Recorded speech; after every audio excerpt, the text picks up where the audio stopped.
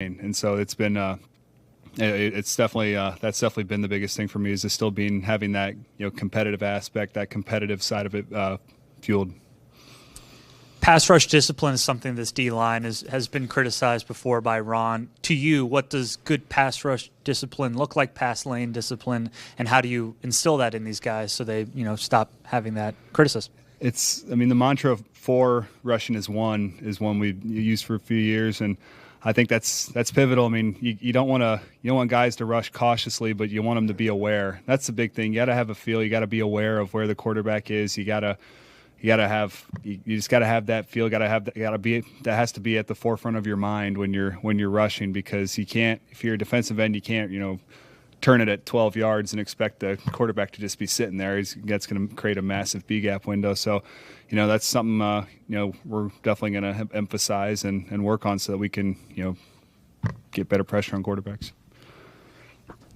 Having played with a lot of these guys, have you had a moment yet where you've had to really get on someone? And what is that? How do you anticipate that'll be like if you do, or that's part of coaching as well, I guess. I mean, they're all hard workers and they all, do what they're asked to do. So I don't anticipate having to do that. But, I think, from my vantage point, having played with these guys a couple of years ago and now, working with them as a coach, I think it's an awesome situation for me personally, because it's like I really want these guys to succeed. I wanted them to succeed when I played with them as a teammate, and now even more so as a coach. I want them to succeed, and I'm hopeful that I can impact them in a positive way and help them find success, and ultimately then our team find success.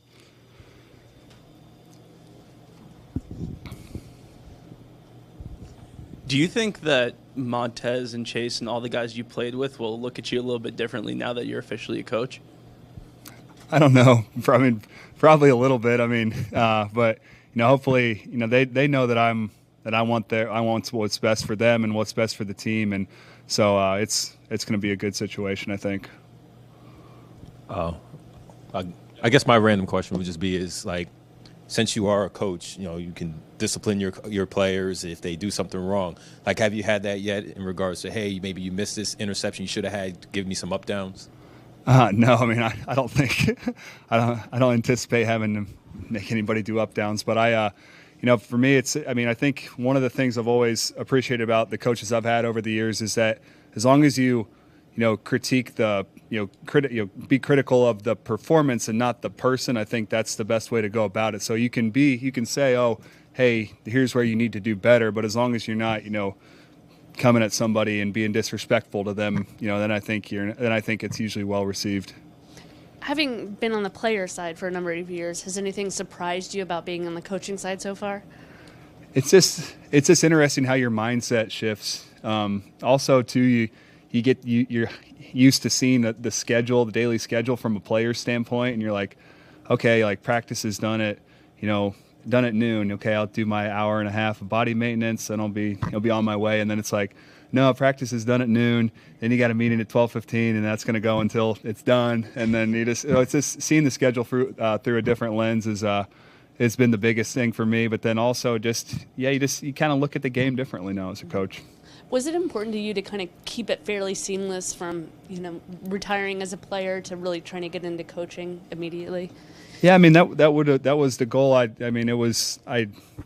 didn't anticipate any an opportunity come so quick because of the timing of it, being that it was right in late July. But I'm really thankful Coach Rivera gave me this opportunity, and I'm just hoping to prove him right.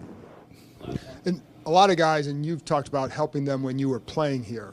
How can you help them differently as a coach? Do you feel like there's more things you can and have to say, or how is it different? Well, I think the time that I'll be able to put into watching each guy will allow me to give them better feedback than when I was as a player. Because as a player, I'm watching mostly myself and watching the guys that I'm going to be going against and thinking about things from that standpoint. But now it's like I'm watching guys and it's like, okay, how's Sweat match up with this guy? How's James match up with this guy? John Payne, all these guys, and so it's it's all about them. It's not about me anymore, and that's one of the things Coach Rivera told me as well. And when I initially met with him, he's like, coaching is you're serving the players. You're of service to the players, and so that's kind of the mindset I'm taking into it. Thanks, Coach. Thanks. Coach. That's a,